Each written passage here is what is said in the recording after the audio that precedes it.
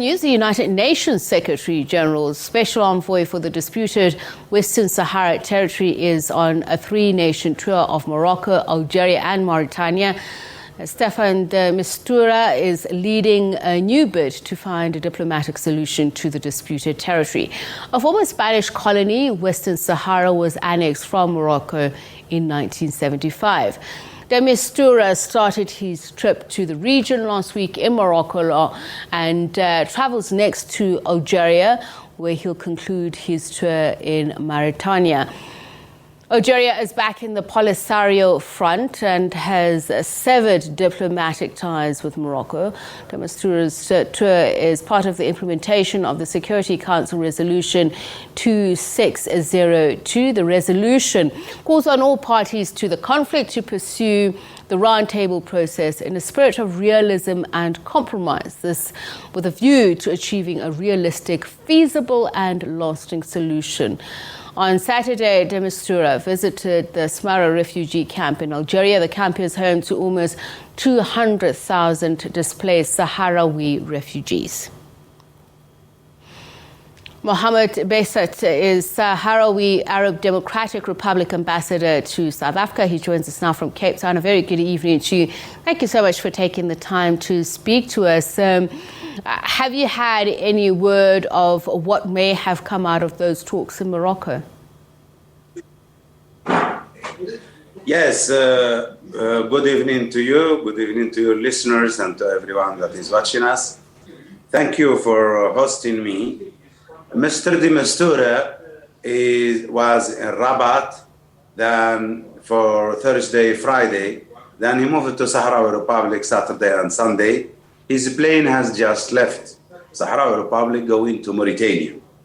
Mr. de Mistura is visiting the two parties, the conflict, the Saharawi Republic and the Kingdom of Morocco, as a personal envoy of Secretary General of United Nations, Gutierrez, Antonio João Oliveira Gutierrez. His mission and his mandate is described by the Security Council to reach a mutually acceptable political solution that provides for self-determination. That's the key word in the Mistura mandate. That a solution does not need many adjectives like visible, practical, and all those semantics. The bottom line of his mandate is to create the conditions that the people of Western Sahara enjoy and exercise their inalienable right of self-determination. During his visit to Rabat, the king have refused to meet him. He met only with the minister. They didn't even go higher to make him meet the prime minister or even the speaker of parliament, in a clear sign that they are starting already to sabotage his work even before it started. When he came to the Saharawi Republic this weekend, he has been able to see almost everyone. The governments, the top leader of Polisario, the speaker of the parliament, the prime minister, the youth organizations, women organization, elderly, consultative council, the parliament, and he concluded all those meetings with a meeting 3 hours ago with His Excellency President Ibrahim Ghali. We have, as Saharawi Republic and as Polisario Front, put on record that we support his mandate, we support his mission, which is to reach a solution that will allow the Sahrawi people to enjoy and to exercise their right of self-determination, which means the independence and the liberation of their country and the withdrawal of the occupying Moroccan forces. Now, we know that there were demonstrations by protesters who have repeated calls for a referendum to be held to determine the fate of the territory. As you say, the UN envoy's visit to Morocco was not successful, given that the king would not meet him. So, is this an indication that is unlikely, a referendum to determine the fate of the Sahrawi? There is no other way around. there is no way around the very nature of the conflict as a decolonization conflict that is on the agenda of the Fourth Committee of United Nations, on the agenda of the Security Council, on the agenda of an aligned movement, on the agenda of the African Union, and on every entity in this world, have been repeatedly and since 1963 as an issue of decolonizations.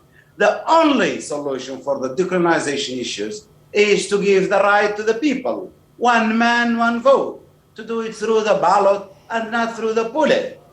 The Secretary General Envoy, for the first time, he visited the region when it's in a full-fledged war. Morocco violated, he didn't only refuse to do a referendum, he didn't only feel enough to repress and oppress the people and steal and plunder the natural resources. He went as far as violating the ceasefire in November 2020 when he went out of the berm, occupied more land, built more berm and more defensive walls, and shoot the peaceful demonstrations of the Sahrawis. De Mistura comes in a very difficult moment where there is a resumed armed struggle by the Sahrawis in retaliation to the violations and incursions and aggressions of Morocco.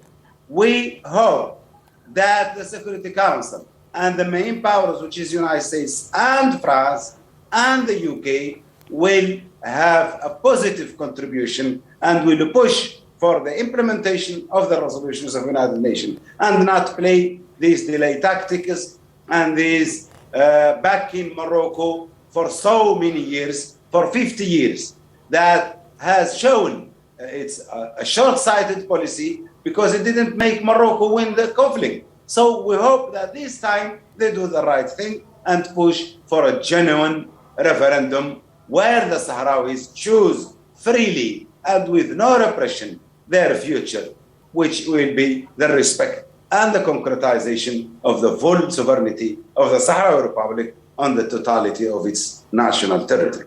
Was the UN envoy able to venture into a conversation in Morocco about the release of political prisoners of the Sahrawi? That's if really Morocco, the Mistura is speaking about confidence-building measures. We said the only confidence-building measures that are there and that they are credible is Morocco free the Sahrawi political prisoners, stop the repression in the cities of Laayoune, Smara and Dakhla, stop harassing the militant Sultana Khaya, and start the preparation for the referendum where everything is ready. We have a list of the voters, we have agreement about the electoral campaign, we have an agreement about the containment of troops, we have an agreement about the repatriation of refugees, we have an agreement about every single aspect of the organization of the referendum. What is not there, what is lacking, is the political will in the occupying country, which is the Kingdom of Morocco. Now, just in his last report on the situation regarding Western Sahara to the Secretary General, and this report is dated 10 October 2021. Now, it speaks about the removal of the Polisario Front from the buffer territory and the buffer strip, that there is a demand and immediate and unconditional withdrawal of the Polisario from the buffer strip, that Morocco says it's reserved and it will take any necessary action to do this. Where are you on that situation? The buffer strip, as well designated in the peace agreements and in the military agreement between the parties and the United Nations, speaks about 3 kilometers of demilitarized buffer zone. We never entered to those before the ceasefire. After 3 kilometers, there is a less militarized zone of 20 to 30 kilometers. We consider that a liberated territory We control it as Morocco control west of the Berm, which we call it occupied territory. It's not Morocco who determine who should be there and who should not be there. If someone should not be there, it's the occupying forces of Morocco. Their soldiers, their 160,000 soldiers, their 1 million landmines they are planting in our territory. If something should be stopped, is the human rights violations that Morocco is doing on a daily basis in the Sahrawi cities. If something should be removed, is the Moroccan theft, plunder, and stealing of Sahrawi natural resources.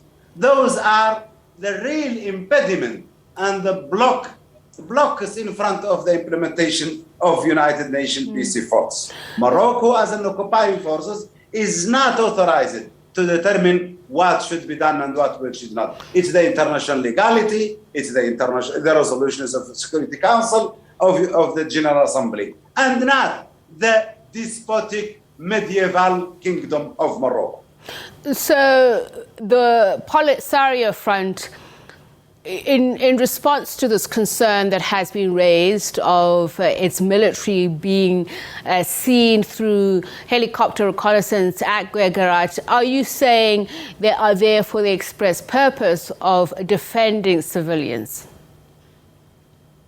Yes, when Morocco has violated the ceasefire, when Morocco have fired real ammunition to our peaceful demonstrators, when Morocco has been on the record saying they are refusing the organization of the referendum, we have used our right and legitimate right of self-defense. The Sahrawi army is defending the Sahrawi citizens, is defending the Sahrawi territory, is defending the Sahrawi sovereignty against an occupying army of Morocco. Morocco has killed and finished the ceasefire that was in place since 91. Since 91, Morocco in transitions, arrogant position regarding the peace plan have destroyed the ceasefire and is trying to destroy all the efforts by United Nations to solve this issue. Morocco wanted a war, not only in Western Sahara, but in the whole region of North Africa, because Moroccan drones now have killed Mauritanian civilians, Algerian civilians, and many Sahrawi civilians. It's a rogue country that is blocking the peace and stability and in regional integration in North Africa. Morocco behaving as a pariah state that is in total agreement with external forces of the region to destabilize and bring war to the region of Northwest Africa. Ambassador, I'd like to ask where you sit in terms of your relations with the United States. I know the Sahrawi have received vast amounts of support from many in the international community, in fact, being able to set up your own embassies. But in December of 2020, the U.S., through its presidential proclamation, said that it recognizes the sovereignty over the entire Western Sahara Territory of Morocco, and it reaffirmed its support for Morocco, what it calls serious and credible and realistic autonomy proposal. Now, foreign policy would have been different under Donald Trump. Has there been any radical change now that President Joe Biden is in office?